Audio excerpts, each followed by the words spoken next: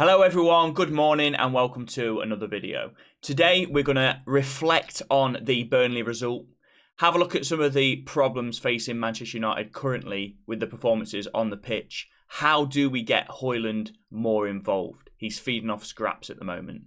And also we're going to look ahead and see whether we can kick off from this Burnley result and get some form going, because our next run of fixtures are quite tasty. But without further ado, let's get into it. Okay, so Manchester United obviously won 1-0 against Burnley on Saturday evening. Strange kickoff time, but on 8 o'clock on a Saturday, but I don't mind it. If it means Man United play on TV a bit more, I don't mind it. And reflecting on the stats, for the quality of opposition that we are against, Burnley, when we beat them, they were bottom until Sheffield United got battered against Newcastle on Sunday. So currently with 1 point, Burnley, after the game, -9 goal difference. To be fair, we're on -3 goal difference. But they've been battered by teams like Spurs put 3 goals by them. No, 5 goals by them. Villa put 3 goals by them. City put 3 goals by them. We should be creating a lot of chances against Burnley. Burnley are not Sean Dyche's Burnley, where they would play backs against the wall. They would try and grind out results. Burnley will fight football with football. Okay? It should be the better footballing team wins when you play Burnley. And they created as many chances as what Manchester United did. Looking at the stats, they have a higher expected goals, 0.97 to our 0.86. I think that just shows you that's a reflection of how good that Bruno chance was. I mean, a ball coming over the shoulder for you to volley it, I think that probably has an XG of about 0.1. Because, mate, I could try that about a bloody million times and I wouldn't be able to wouldn't be able to take off one, wouldn't be able to score one. But and to be honest, Bruno, I think, could try it and 10, 15, 20, 25 times and probably would only be able to score one. The technique is incredible. It's almost a freak goal with how good the quality of it is. But thankfully, we did get the goal because it was very important to get that 3 points. But 62% possession for Burnley as well to United's 38. Now, that is very worrying because I don't even think Manchester United really played on the counter-attack against Burnley. I mean, we weren't soaking up pressure. I think we just didn't. We were probably too direct. Probably a little bit too direct, but we weren't soaking up pressure, like I said.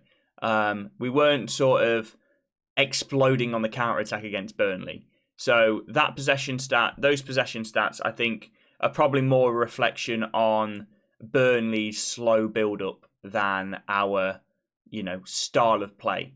But still, as Manchester United, we should be dominating the ball. Again against Burnley.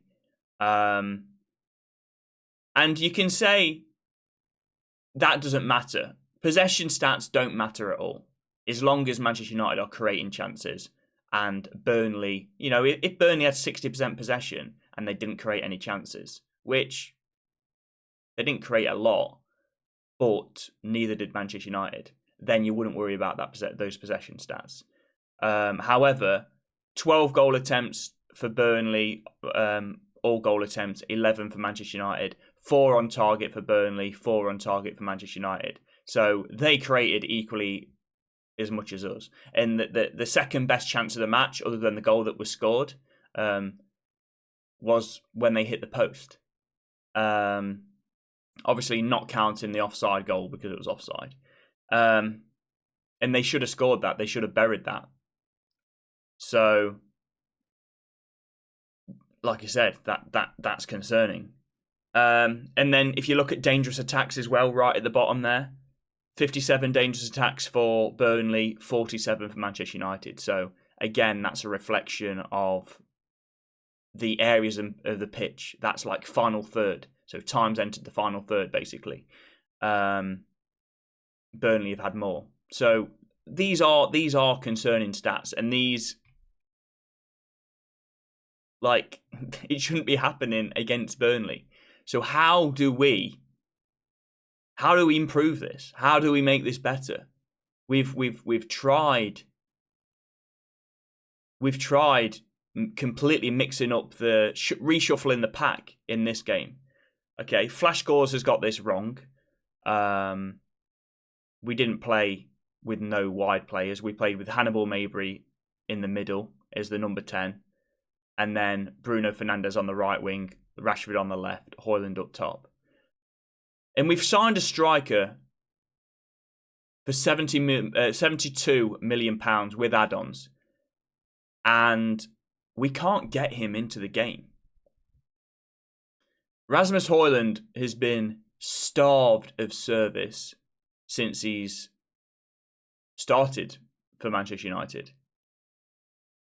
How do we get him more involved? How do we get him having more shots? Because my guy has had 3 shots, I think. Well, 3 chances that I think back on and think, okay, he could have scored those. One was out the pitch, which he scored. Marcus Rashford, the goal that he scored, and then there was a chance on the volley, difficult chance, but a chance on the volley that missed and went over the bar. For a striker, and I'm sure he's had more chances than that, but those are the ones that stick out to me. And he hasn't had any really good chances. But for a striker, we are just not creating. And this has been Manchester United's problem for a long time. When Ronaldo was at the club, and he would need, opportunities created for him. Ronaldo, when he came back, he was not going to be a player that would take on 3 or 4 people and then have a shot himself. We needed to create chances for Ronaldo.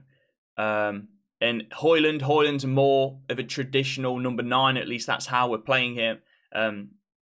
That's how we're using him. So I think very similarly, although Hojlund does drop deep, does hold up the ball, but we still need to create chances for Hojlund. And how do we do that? I would say our fullbacks play a big role. We don't put enough crosses into the box. Last game against Burnley, Delot put in one. The entire game, there was one delicious ball that was drilled across the face. And Rasmus Hojlund was flying in there, tried to slide in and get a touch, and it just went by him. I've seen looking at Rasmus Hojlund's highlights for Atalanta and Denmark, the goals that he scored, so many of them were in a similar fashion to that. Him sliding in with a ball drilled across the face and him getting in front of his man. We have not had a player that gets in front of their man at Manchester United for so long. But Rasmus Hojlund getting in front of his man, getting that touch and putting it in the box, put it in the net. We need more of that. We need Rashford. In fact, Rashford scored, get into the byline and pull him back, like a Man City-esque goal. We need more of that. We need our fullbacks get into the byline, whipping things across the face. We need Marcus Rashford doing that. And Hojlund will score. Hojlund will score goals. We've got a striker that gets across his man. And what personnel do we use? I mean, Marcus Rashford as well, decision-making is a big one. The thing with Marcus Rashford is he does pass. He does pass. But he passes. It's still decision-making because he passes sort of at the wrong times, right? If Marcus Rashford, it's all about percentages. The perfect player with the perfect like elite IQ is he weighs up the percentages in his mind. If he has a chance and he has a 40-50% chance of scoring because there's defenders in front of him, and there's a player like, for example, Casemiro in the last match, Marcus Rashford, he had an okay opportunity, but there was like 3 or 4 defenders in front. Casemiro, because Rashford had gone on a bit of a run, he'd drawn the players towards him. Casemiro had made a run on the right-hand side of him, was completely free. Would have had a shot if he would have been passed to, where it was just the keeper to beat. You know? Marcus Rashford can't weigh those percentages up in his mind. He can't. If he has a good chance, higher than 30-40% chance of him scoring, he will take that shot, no matter if he passes the ball and somebody else has got a 90% chance of scoring. That is where Marcus Rashford needs to improve. Marcus Rashford does improve when he does pass the ball when he has, say, a 5% chance or a 10% chance of scoring. But those opportunities where he has a good chance, but somebody else has a better chance, or where Marcus Rashford does not pass the ball. So decision making is another one. So fullbacks and decision making.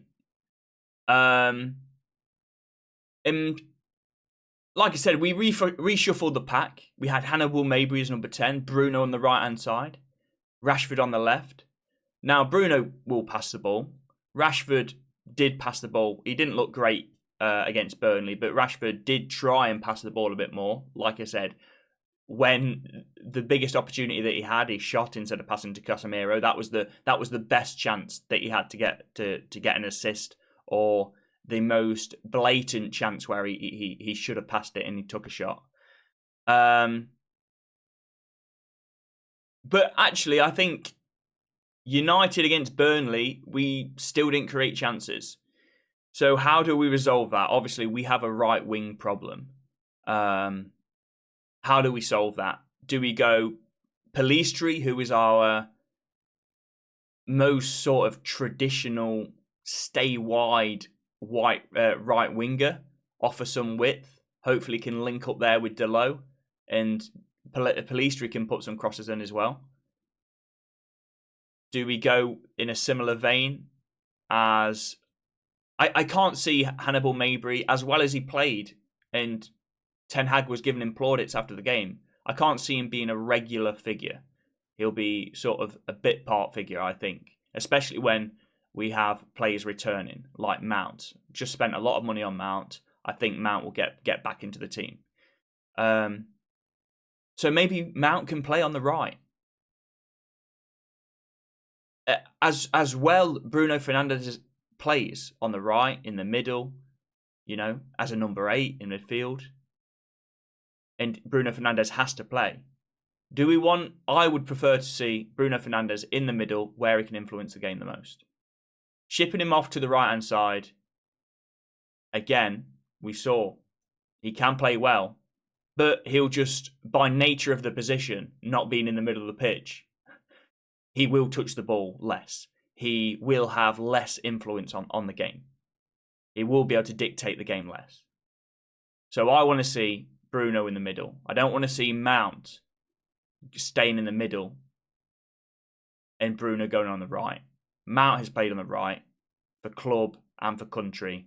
Mount, if we have to play Mount, because I'm not sure how good he'll be on the right-hand side given how poor he's been in the middle, but I think we need to try that. And that might not be such a bad thing for creating chances for Rasmus Hojlund either. You know? If we play Rashford Garnacho, I think we struggle massively. Well, as a team, we might create chances. Rashford might create chances for himself. Garnacho might create chances for himself. But Hojlund, I can imagine being very frustrated because Rashford and Garnacho are very similar in the way that they play. They like to cut inside. They like to shoot themselves. they don't always make that pass when they should. If we play Mount, we've got Bruno in the middle.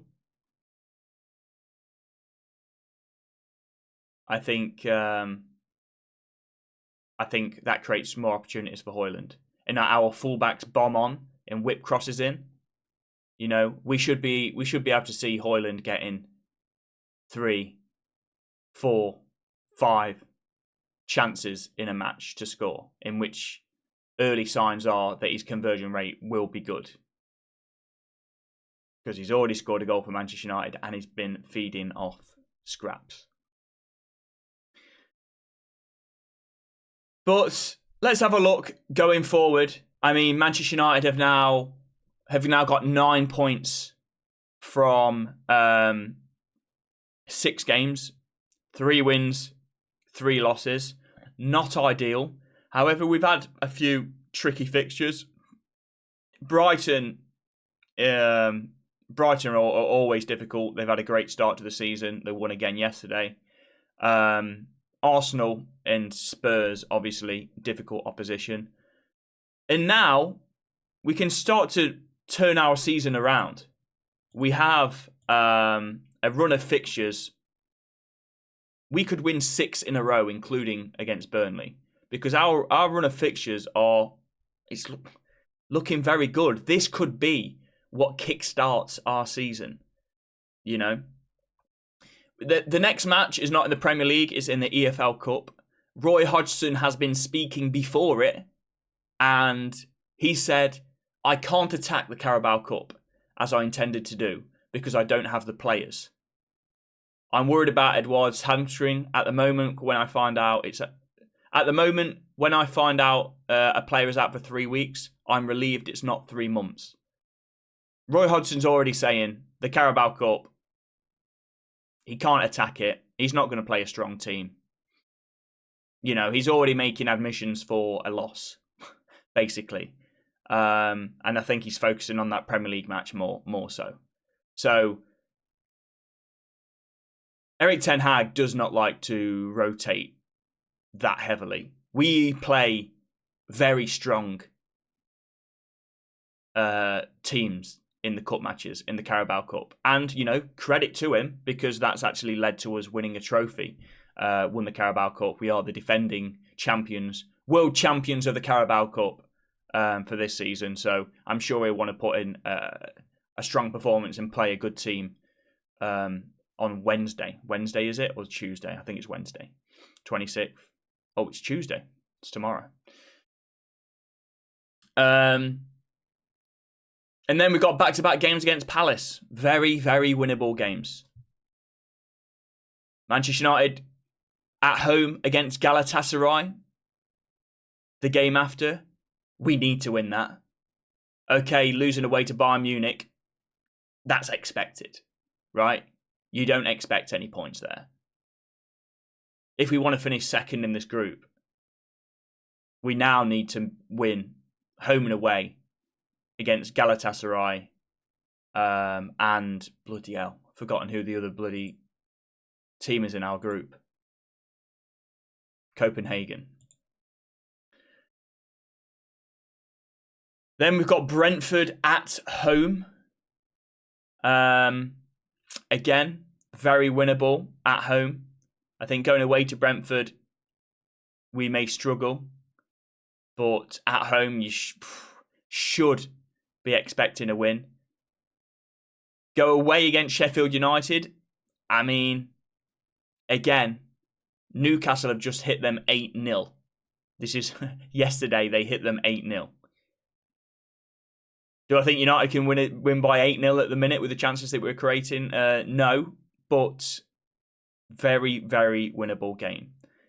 Copenhagen, after that, at home, again, that should be a win. And then we play Man City in October, late October, the 29th. I can see Manchester United going on a streak of 1, 2, 3, 4, 5, 6 wins with the Burnley result. That will make the table look very different. Let's have a look at the current standings. I think we are 9th with 9 points. How many Premier League games were in that? Because there was quite a lot of EFL. 1, 2, 3. That would be 3 more. 3 wins. I could see us that putting us another 6 points, 15. That'll put us in about 6th or 7th, I would imagine, if we can do that.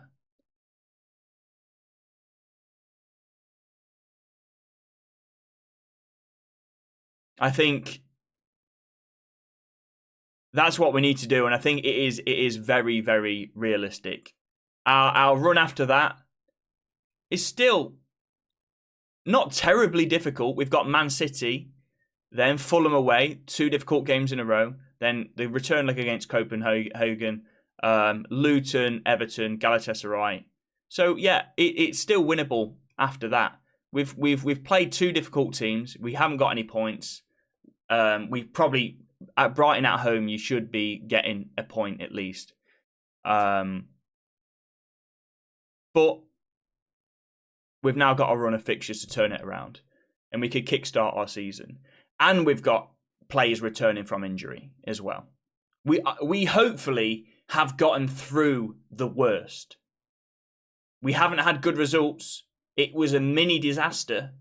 But we, as United fans, hopefully we've gone through the worst.